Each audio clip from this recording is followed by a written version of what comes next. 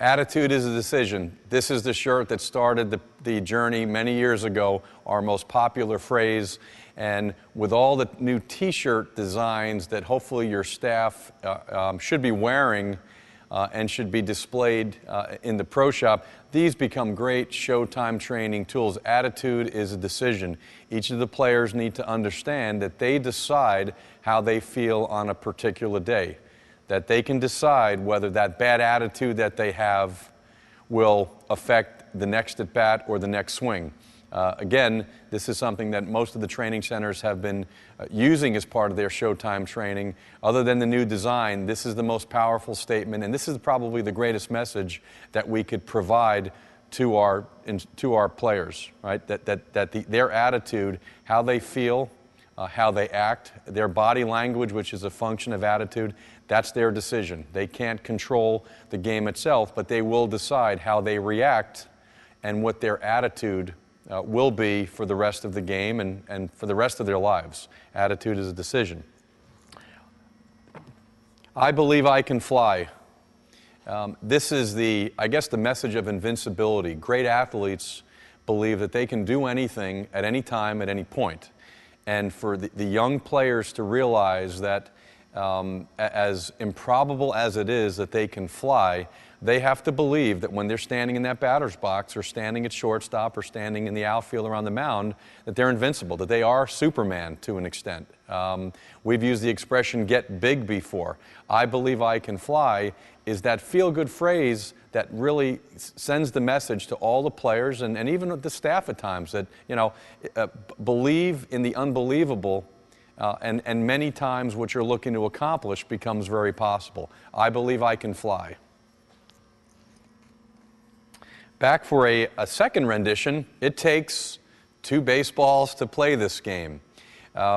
Let's talk about the PG explanation of the shirt. This is about confidence. This is about preparations. This is about once the game starts, does that young player have that walk in his step and have that, let's call it that arrogance, if you will, to play the game.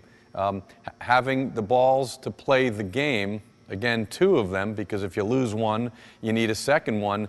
This is the message that confidence level, right, and the preparation that goes on will be helpful. It takes to play this game becomes very powerful, not even for the older players, but for the younger players too. That they need to understand, right, that their insides, right, wherever that feel good is, they have to have that strong message saying, I can play and I can do anything. And when the going gets tough, as the expression goes, they're willing to play and play well because they've been prepared.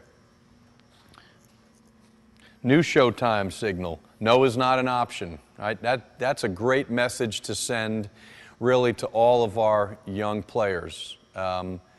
No is not an option, really in the way of someone telling you no. We know that baseball and softball will be a game of failure, and we understand that the biggest challenge we have in teaching Showtime training is how to deal with failure and using failure as a positive feedback. But no is not an option becomes helpful in diamond strength. It becomes helpful in discipline. It becomes helpful in letting the players understand that they decide yes or no. And no is not an option becomes important, and to get them to will themselves to the finish line, if you will.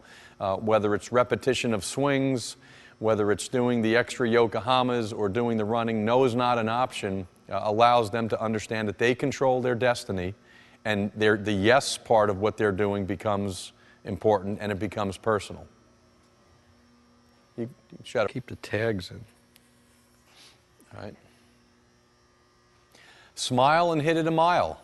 This is about the fun factor. As the players that we're training turn 13 or 14, they forget that the game is just that. The smile and hit it a mile, whether you're giving them the high sign, and the high sign for this, real simple, is you as the coach forcing them to show some pearly whites.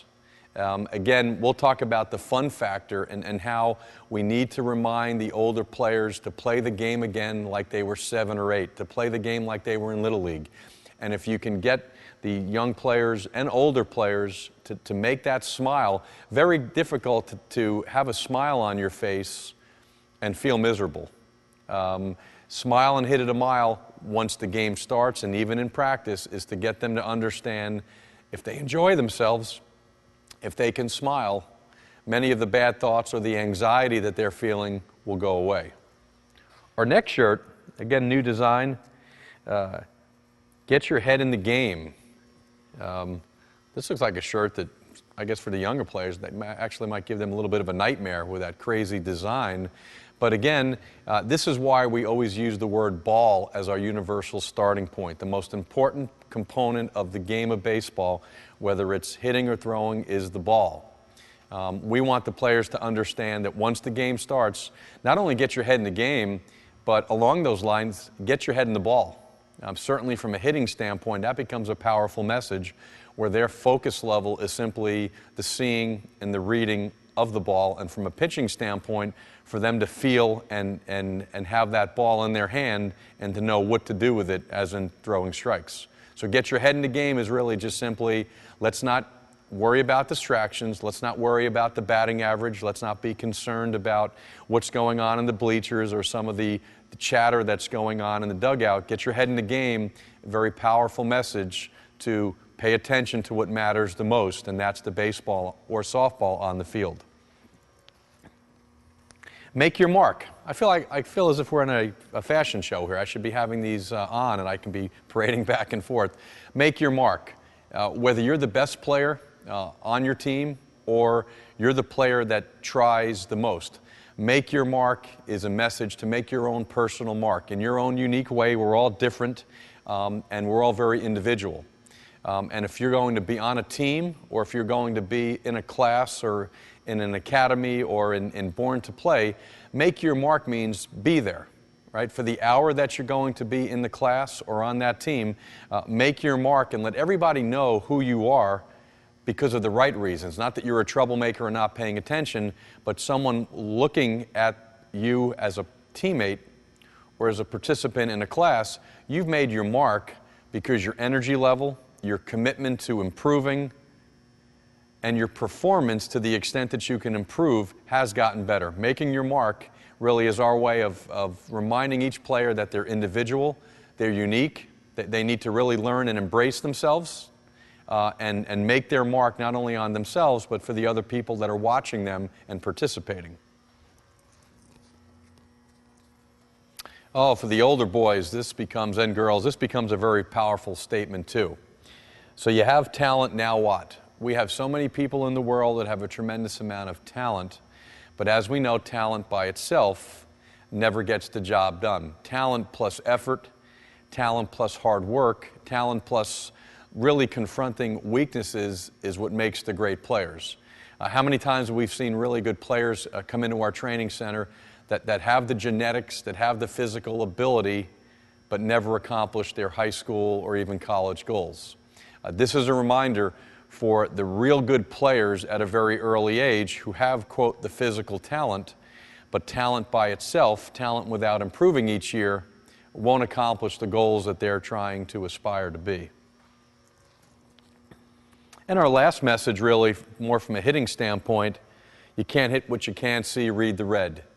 Once the game starts, we have to be telling our hitters, and this really integrates into our visual mechanics. It's about not only seeing the ball, but we'll talk about open focus later and how open focus talks about seeing so much more without looking hard at anything in particular, reading the red.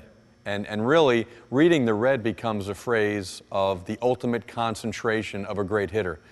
You can look at the ball, you can look at the white part of the ball, but by learning how to read the red, learning how to look at the seams, because the seams tell the story, is a great way to improve the concentration level of your hitters and even your defenders.